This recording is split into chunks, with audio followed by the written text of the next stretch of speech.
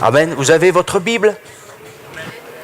Vous pouvez la voir sur votre téléphone, ça ne me gêne pas, mais il ne faut pas qu'il sonne le téléphone. Vous pouvez la voir sur une tablette, ça ne me dérange pas. Vous pouvez la voir sur votre netbook, ultrabook, je ne sais pas. En tout cas, si vous avez comme moi cette bonne vieille Bible en papier, eh bien c'est pareil, tout ce qui est important, ce n'est pas le papier, le support, mais c'est le texte. Et le texte, il est authentique. Amen. C'est pas des fables humaines, c'est authentique. Et ce texte, il nous parle d'une personne. Amen. Et cette personne, c'est aussi l'auteur des Écritures, puisque c'est notre Dieu. Et on va lire dans le Lévitique. On continue? Voilà, chapitre 2. Lévitique, chapitre 2.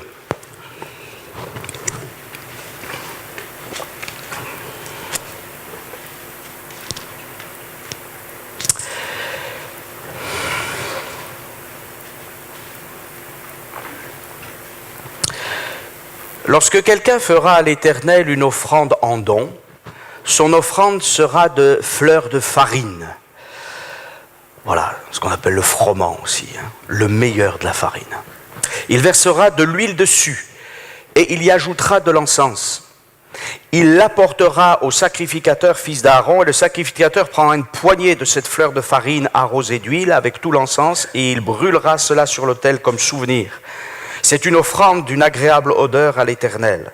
Ce qui restera de l'offrande sera pour Aaron et pour ses fils. C'est une chose très sainte parmi les offrandes consumées par le feu devant l'Éternel.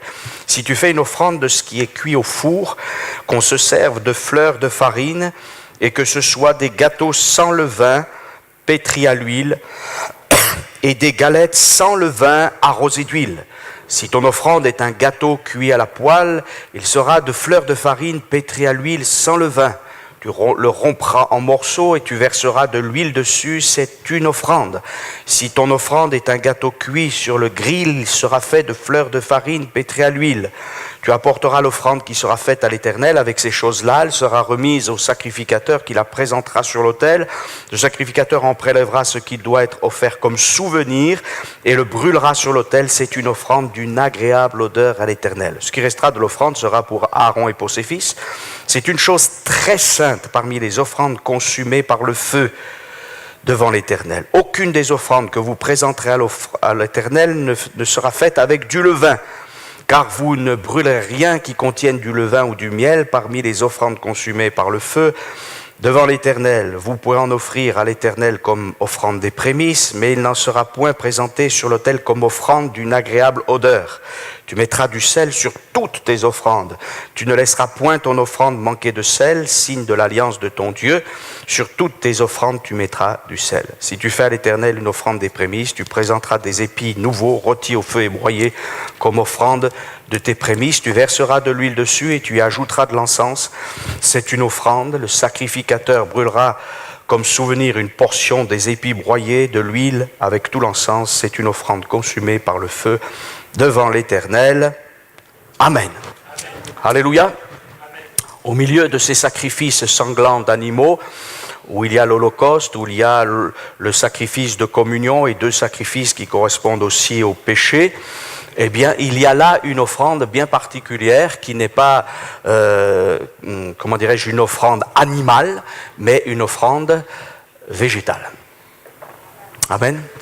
Et bien évidemment, il y a quand même des choses qui sont très importantes dans ce texte que nous venons de lire. C'est que d'abord, il y a deux dons différents. Il y a le don de cette offrande sans levain et aussi l'offrande des prémices qui est un peu différente. Je laisserai ce matin l'offrande des prémices, on aura peut-être l'occasion d'en parler, mais j'aimerais m'arrêter surtout sur cette oblation, comme on dit dans le langage aussi un peu plus spécialisé, ce don particulier que les Israélites faisaient et qui n'était pas donc ni un agneau, ni un bouc, ni une chèvre, ni un taureau, mais qui était le produit de ces végétaux qu'il amène, mais bien sûr qui sont un symbole extraordinaire de Jésus-Christ.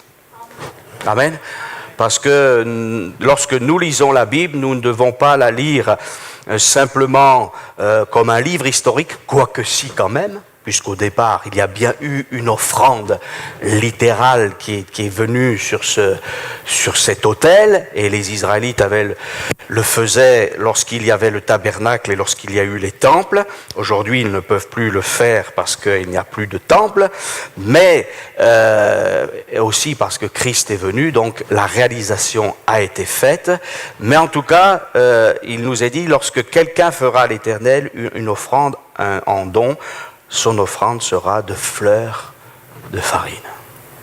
Voilà. On aime tout ce qui est à base de farine, non? Vous aimez le pain?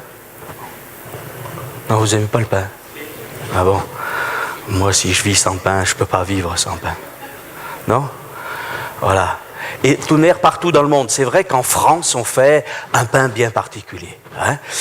Et le pain français est renommé dans le monde entier. Mais dans toutes les nations, il y a un aliment qui comble. Amen, un féculent. Quelque chose qui est le symbole de la nourriture. Hein? Ça peut être du blé, ça peut être autre chose, mais qu'importe. Alors là, on est dans le bassin méditerranéen, on est là dans le contexte de la Bible, et la meilleure des céréales, c'est le blé. Voilà. Hein? Et on prendra le meilleur de ce blé pour l'offrir à Dieu. Amen? Mais vous avez remarqué qu'on ne prend pas les grains de blé comme ça et on ne les donne pas comme ça. Hein? Voilà. C'est de la farine. Alors que je sache, d'ailleurs la farine, bon, c'est tout un art, hein, vous le savez. Il suffit... le meunier, c'est un métier. Hein, être meunier, c'est un métier. Et donc, ce meilleur, du froment, de ce blé extraordinaire, eh bien, on va prendre les grains et on va les broyer. Hein? Et simplement pour dire qu'il y avait en Égypte, notamment, on a retrouvé ça, des épis de blé, enfin des blés, où il y avait sur une seule tige 7 épis, 6 ou 7 épis. Impressionnant, hein? Et l'Égypte notamment, et on le voit dans l'Écriture, lorsque Jacob et ses enfants sont descendus en Égypte, parce qu'il y avait du blé, et l'Égypte c'était le grenier à blé donc du croissant fertile. Et c'était une richesse extraordinaire. Il y avait en Égypte de l'or et il y avait aussi du blé. Mais vous savez aussi que quand les enfants d'Israël sont rentrés en terre de Canaan, quand Dieu était avec eux, il y avait du blé. Quand Dieu n'est pas avec nous, ou plutôt quand nous ne sommes pas avec Dieu, il n'y a pas d'abondance. Mais quand nous sommes prêts à obéir à Dieu, alors il y a l'abondance. Et là, je ne parle pas que de l'abondance matérielle pour remplir nos estomacs, bien que Dieu aussi prenne soin de nos corps, c'est évident puisqu'il nous a créés avec un corps, mais de cette nourriture spirituelle. Et Jésus dira, vous le savez, si le grain de blé ne meurt, il ne peut porter du fruit, parlant de sa résurrection. Amen. Alors partout dans le monde, on va célébrer aujourd'hui certainement la résurrection du Sauveur dans toutes les différentes dénominations du monde dit chrétien ou christianisé, ou du moins ce qui en reste. Et je vous rassure, c'est terrible. Enfin, je vous rassure pas, non, c'est pas rassurant. Mais mardi, on aura oublié. C'est fini. On pensera à autre chose, on pensera au prochain week-end. Prochain grand week-end, Pentecôte. Voilà, où l'Esprit est descendu. Mais après, ça sera fini. Et le mardi, après la Pentecôte, on pensera aux vacances d'été. Non, c'est pas comme ça avec le monde. Mais le véritable chrétien, amen, il sait que Christ est mort pour lui, mais qu'il est ressuscité et que l'Esprit Saint est avec lui. Amen. Et ça, c'est pas de temps en temps, mais tous les jours, dans la prière, il est conscient de l'œuvre de Christ. Amen. Et ce meilleur du blé, ce qui est parfait, a été broyé. Et Christ, quand on voit ce que Christ a subi pour que nous ayons la vie, eh bien c'est comme une vie broyée. Une vie qui a été, comment dirais-je, vraiment abaissée au maximum. Mais pour que nous ayons la vie. Amen. Et je saute maintenant dans le Nouveau Testament, et vous le savez, on reprendra quelques textes. Hein, mais Jésus dit, « Je suis le pain qui est descendu du ciel. » Amen. Alors les Juifs, ils connaissaient un pain qui était descendu du ciel. Ah oui, et ne croyez pas, c'était pas anodin ça quand même, non? Pendant 40 ans, ils ont mangé le pain du ciel pour leur corps. Amen. Et lorsque pour la première fois, ils ont découvert ces grains-là, où il y avait tous les protéines, les lipides, enfin tout, c'était équilibré, super diététique, parfait. Non? Parce que vous ne croyez pas que Dieu veut qu'on ait des carences, hein? Il y avait tout. Mais ils se sont interrogés, ils ont dit, qu'est-ce que c'est? D'où le mot manne.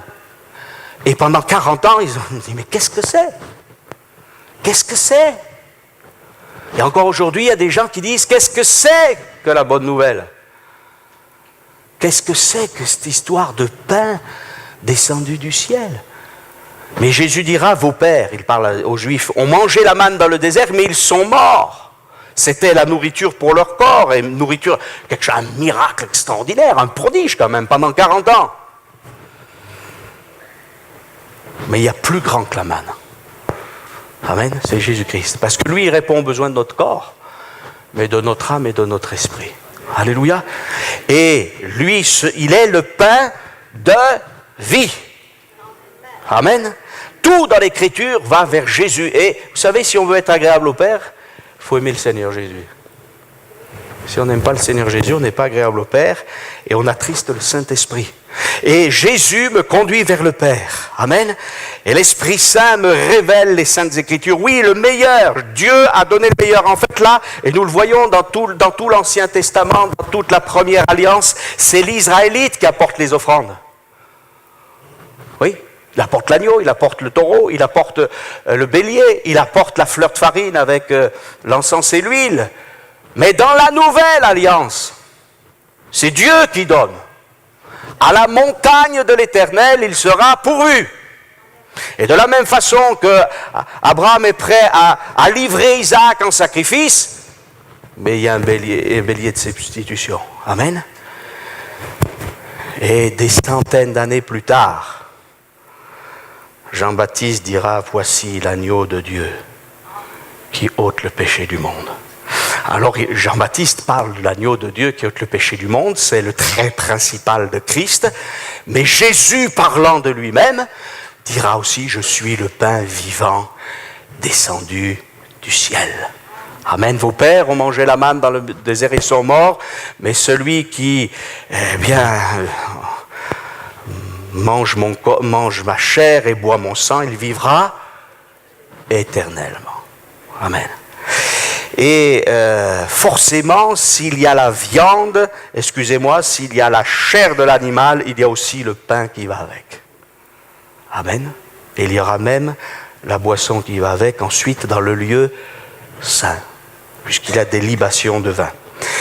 Et il nous est dit donc de fleur de farine, donc c'est le meilleur, nous parlant de Jésus-Christ dans son humiliation, dans son humilité aussi, il accepte de s'abaisser, mais cette offrande de farine, on lui versera de l'huile dessus.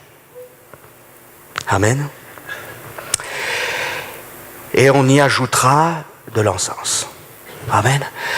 Qu'est-ce que signifie le mot Messie, le mot Christ? Celui qui est oint. Amen. Et d'ailleurs, on comprend parce qu'ensuite il y a 3 choses qui reviennent. Je vais passer aussi là-dessus parce qu'il nous est dit aussi, on pouvait faire aussi des gâteaux pétris à l'huile. On pouvait les cuire donc au four, à la poêle ou sur le grill. D'accord? Et ça viendra à personne quand il fait de la cuisine de prendre de la farine sans rien. D'abord, on s'étouffe. Hein. Voilà. Il faut aussi du gras. Hein. Pas trop non plus, hein. Enfin bon. Mais il y a tout un ensemble. Bien sûr, ce n'est pas une nourriture ordinaire. Ce n'est pas une nourriture de gastronome bourguignon ou lyonnais. On se comprend bien, c'est la nourriture divine. Et là, il y a des symboles, cette huile, l'offrande de Christ, ce pain, il est rempli d'huile, d'onction. Amen. Et nous savons que Jésus a commencé son ministère se livrant, prêt à se livrer en sacrifice, et le Saint-Esprit est venu sur lui et l'accompagnait jusqu'au bout. Et après son service sur cette terre, eh bien Jésus envoie le Saint-Esprit à l'Église, parce que de la même façon que cet Esprit Saint accompagnait Jésus dans son ministère terrestre, l'Église a besoin non seulement de l'accompagnement du Saint-Esprit, mais de la seigneurie du Saint-Esprit, amen, des directives du Saint-Esprit, et aussi que le Saint-Esprit nous donne de l'intelligence, non seulement pour comprendre les Saintes Écritures, mais toute sa force pour accomplir les actes de Dieu selon le Saint-Esprit. Amen. Il versera de l'huile dessus. Et la Bible nous dit que Jésus chassait les démons par le Saint-Esprit. Amen. Que Jésus était revêtu de la puissance du Saint-Esprit, et dans la synagogue, il dira, l'Esprit du Seigneur est sur moi. Pourquoi faire? Pour annoncer une bonne nouvelle. Vous savez, parfois, je me dis, quel est notre but en voulant la personne du Saint-Esprit d'une manière plus grande dans notre vie? Parfois, on a entendu toutes sortes de choses. Ah, c'est pour avoir plus de joie, moins de crainte. Ceci. Non, la personne du Saint-Esprit est là pour que tous les chrétiens puissent annoncer la bonne nouvelle. Amen. Et oui, c'est cela. Amen. Amen. Donc, Dieu va me changer. Parce que si Christ, lui, est parfait, eh bien, moi, je ne le suis pas.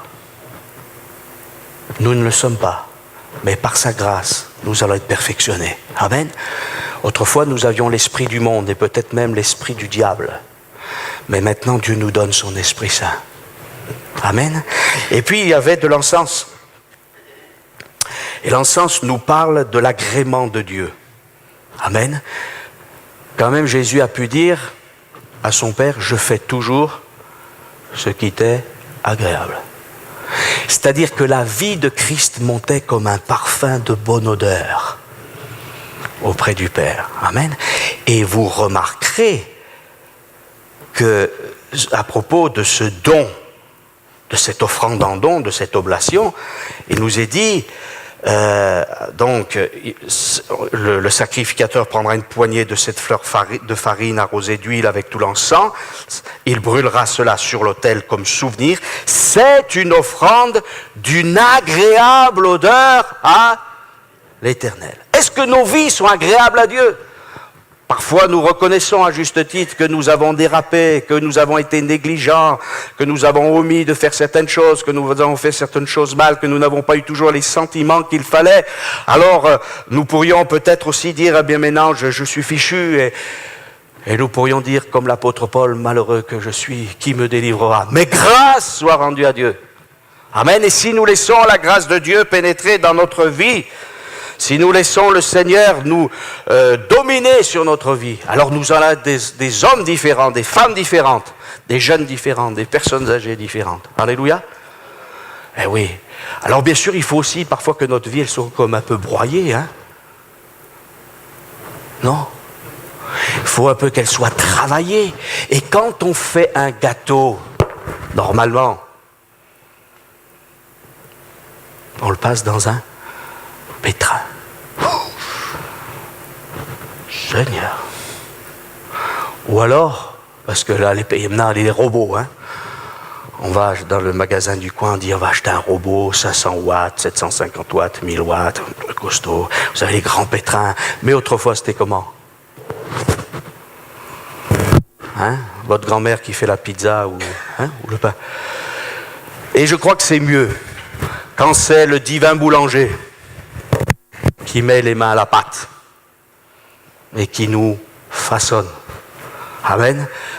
Et qu'est-ce qu'on fait? Eh bien, on façonne, et il faut que ça soit agréable. Alors bien sûr, il y a quelque chose de caractéristique là, c'est que il ne devait pas y avoir de levain.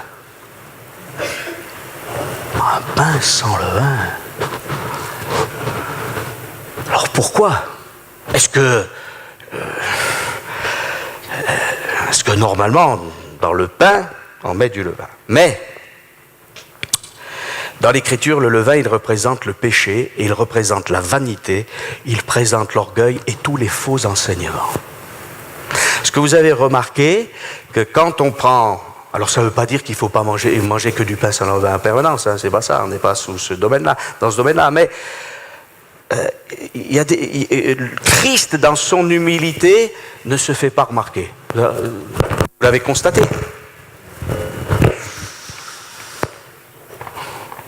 Vous l'avez constaté.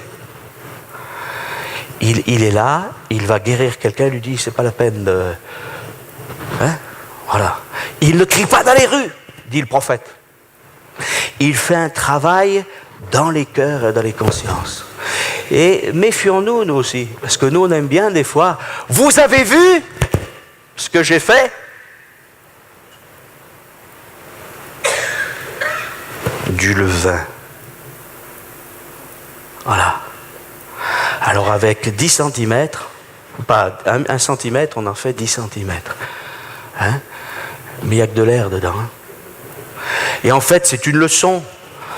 Parce que c'est symbolique, bien évidemment, c'est pédagogique. À savoir qu'il ne faut pas introduire dans ce qu'il y a de meilleur quelque chose qui serait de la vanité, de l'orgueil.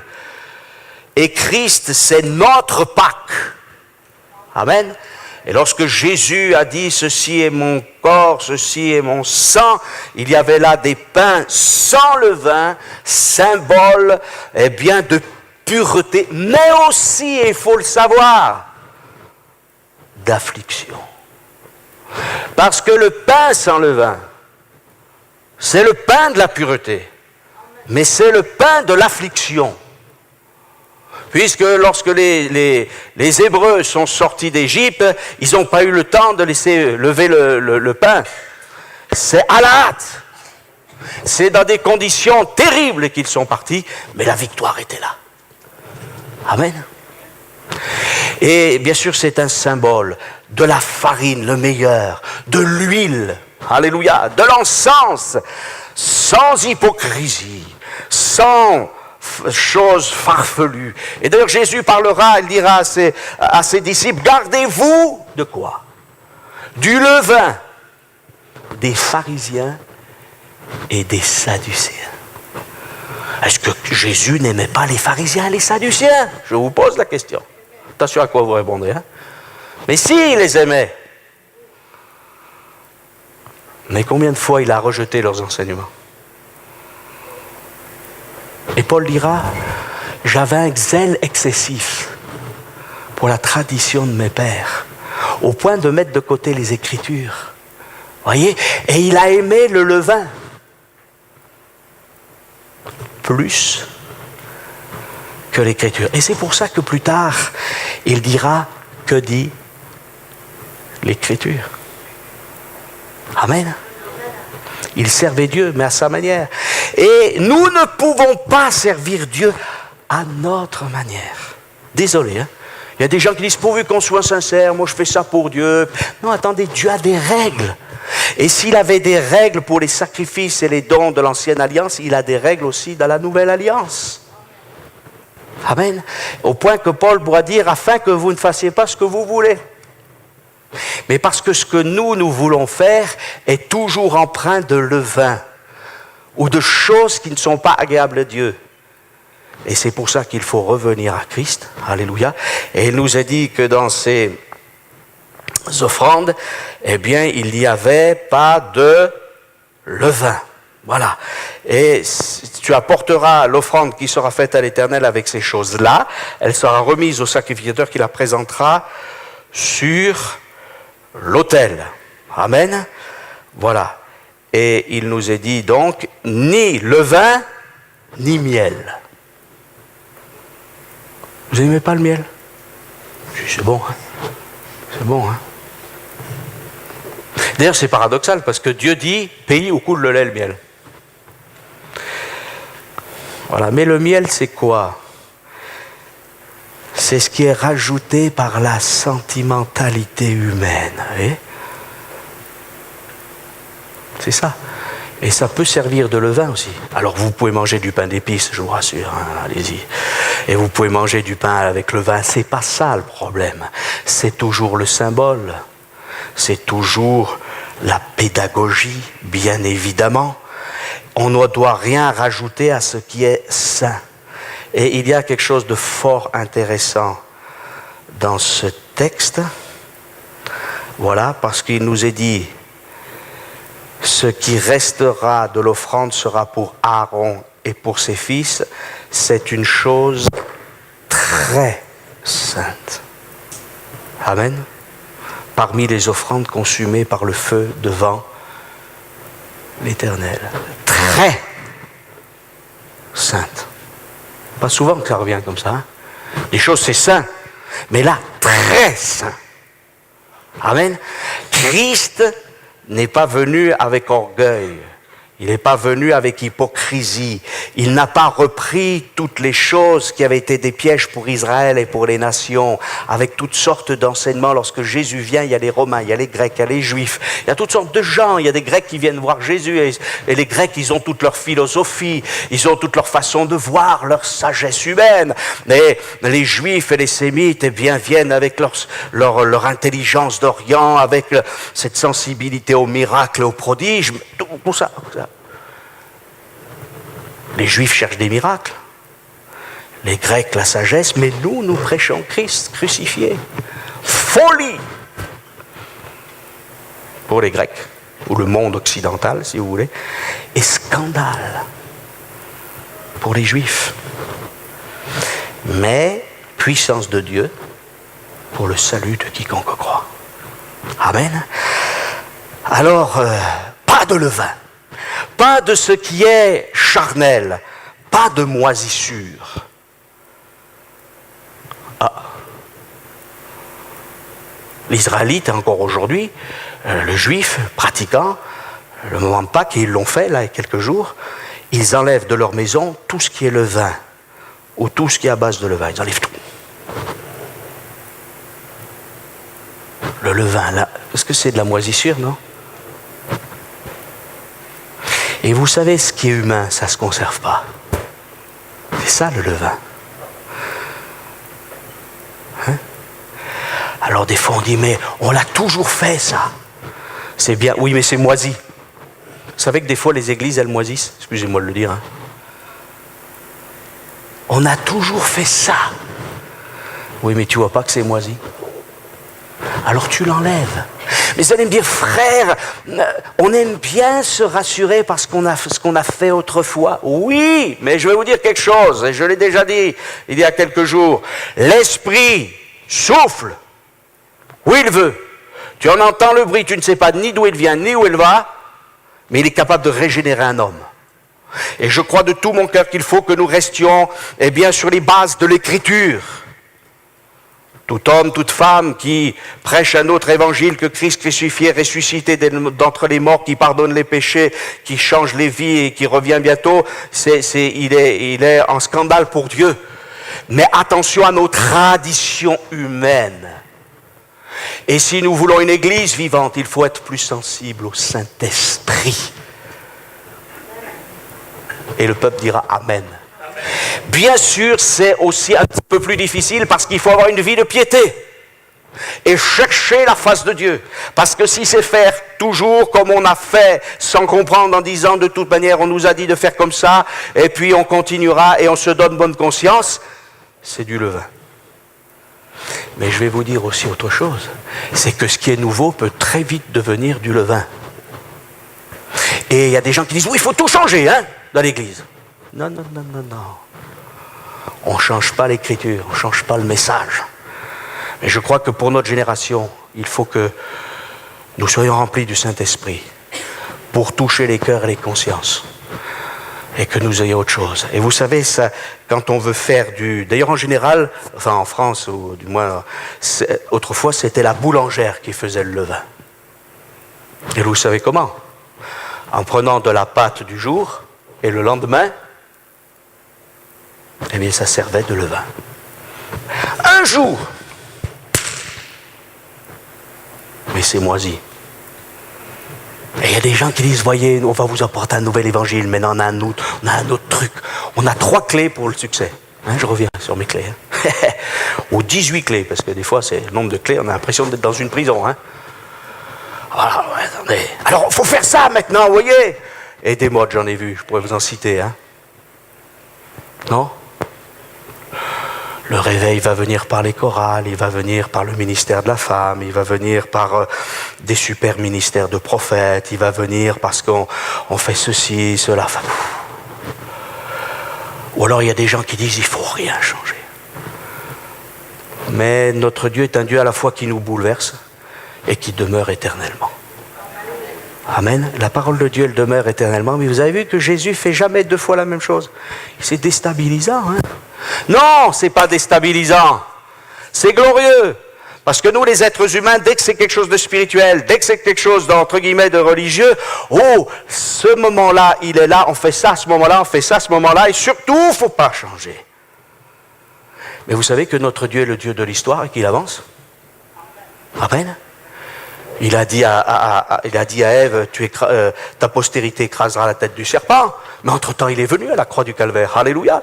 Et Jésus, qui est venu dans son humilité, qui est venu dans son abaissement, il reviendra couronné de gloire. Alors il faut être aussi avec ce Dieu de l'histoire. Il vient bientôt. Alléluia. Toutes les nations, eh bien, l'adoreront, Israël son peuple et toutes les nations. Alléluia. Et l'histoire de Dieu est en marche. Amen. Et l'Écriture nous dit, je vais terminer par ça, que, eh bien, il nous est dit, tu mettras du sel sur toutes tes offrandes. Tu ne manqueras point, tu ne laisseras point ton offrande manquer de sel, signe de l'alliance de ton Dieu, sur toutes tes offrandes, tu mettras du sel. Amen. Et ça, ce sel, c'est le symbole de l'alliance. Amen. Un animal, l'agneau, du végétal, farine, huile, encens, mais maintenant aussi du minéral, du sel. Dieu est le créateur de toutes choses. Mais ce n'est pas avec du sel qui nous a sauvés, c'est pas avec de la farine, c'est pas avec de l'huile, c'est pas avec de l'encens. Tout ça représente Christ. Vous n'avez pas remarqué que notre vie, elle n'a pas de saveur sans Jésus-Christ? Non? Des fois, on est là, oh, ça va pas. Ouais, mais est-ce que tu as prié ce matin? Est-ce que tu as rencontré le Seigneur? Ah oui.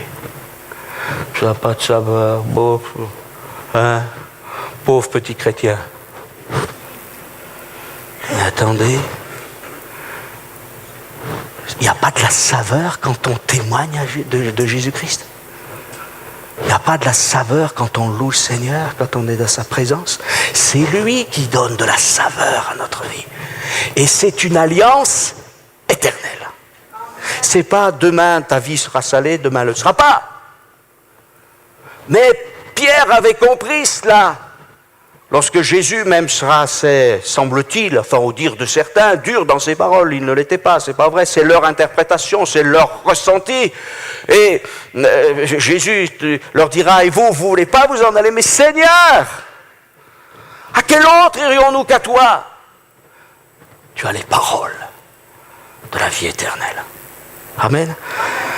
Alors, les Israélites ont connu un prodige, un miracle avec la manne dans le désert, et pourtant ils sont morts, mais la promesse faite au Père a continué, elle s'est réalisée en Jésus-Christ. Amen. Et vous savez que, et je vais quand même citer cela parce que je pense que c'est important ce matin, les Israélites ont mangé cette manne pendant 40 ans, mais Dieu va dire quelque chose à Moïse, il va dire, tu vas prendre une portion de la manne, et tu vas la mettre dans un vase. Et ce vase, il sera là dans le lieu très saint comme témoignage. Amen. Voilà. Hein? Alors je voudrais remarquer que la manne, quand ils ont voulu la garder, la conserver, pour s'éviter d'aller la chercher tous les matins, elle a moisi aussi. Hein? Dieu veut nous donner du frais aussi tous les matins. Ne soyons pas des paresseux spirituels. Alors on est prêt pour notre travail, y aller tous les jours. Mais pour le domaine spirituel, pareil, la même chose. Une visitation de Jésus-Christ tous les jours. Seulement cette manne qui a été prise par Moïse, chose curieuse, elle s'est conservée, elle. Elle n'a pas pourri. Elle était dans le lieu très saint. Et la Bible nous dit qu'au vainqueur, c'est dans le livre de l'Apocalypse, il lui sera donné de la manne cachée. Amen. Seulement, je voudrais bien remarquer que pour l'Israélite, pour l'Hébreu, du peuple, il ne pouvait pas aller chercher la manne qui avait été déposée dans le vase d'or du lieu très saint. Il ne pouvait pas. Et pourquoi? Parce que seul le souverain prêtre ou le souverain sacrificateur y allait une fois par an. Et encore en tremblant, en ayant une peur terrible, ne sachant s'il reviendrait vivant. Ça, c'est la loi. Et Dieu a fait exprès que ça soit comme ça. Parce qu'une fois encore de plus, c'est pédagogique. Donc cette manne, elle était cachée. Et finalement, elle symbolise Christ qui a été caché en quelque sorte. Le Messie est caché, on ne sait pas encore où il est. Mais ensuite, il se révèle. Amen. Mais il y a un drame dans l'histoire d'Israël. C'est que la Bible nous dit qu'au du temps de Salomon, lorsqu'on a mis l'arche à l'intérieur, il n'y avait plus que l'étape de la loi. Il n'y avait plus la manne cachée. Il n'y avait plus le bâton d'Aaron qui avait fleuri. Amen. Comme si Dieu, qui aime pourtant tellement ce peuple, s'était comme retiré pour un temps, mais il était toujours là. Pour donner ensuite, non pas une nourriture exceptionnelle pour les corps, mais pour donner son Fils, son unique, et pour que tous aient accès à la manne cachée. Amen. Nous, en tant qu'enfants de Dieu, nous pouvons aller d'une manière spirituelle auprès du trône de la grâce. Le voile a été déchiré. Amen. Et nous avons accès au lieu saint. Mais malheureusement, très souvent, nous restons à l'autel. Désolé de le dire, hein. La marche du croyant dans la prière, c'est de toujours considérer l'autel, mais c'est d'aller plus loin, jusque dans le lieu très saint. C'est une offrande très sainte. Dieu nous a donné quelque chose de très saint en la personne de Jésus-Christ. Amen. Il nous a donné le meilleur. Alléluia. Sans artifice, sans impureté. Et je répète cela parce que dans ce même texte de Jean, Jésus dit « Je suis le pain vivant descendu du ciel » et quelques versets plus tard, il parle de la résurrection. Amen. Une vie nouvelle en Jésus-Christ. Amen. Alors voyez ce livre du Lévitique. Ce n'est pas un livre à négliger. Seulement il faut s'y arrêter. Amen. Et quelqu'un a dit, c'est le livre certainement le plus spirituel de l'Ancien Testament. Et j'approuve cela, même s'il est difficile. Alléluia. Alors vous ne direz plus il est difficile, vous direz il est peut-être ardu, mais je vais lire le Lévitique maintenant. Amen.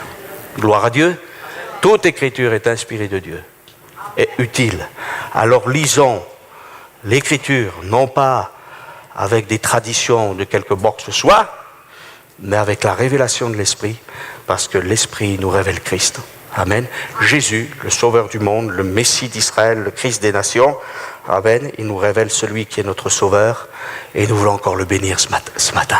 Alléluia. On se lève.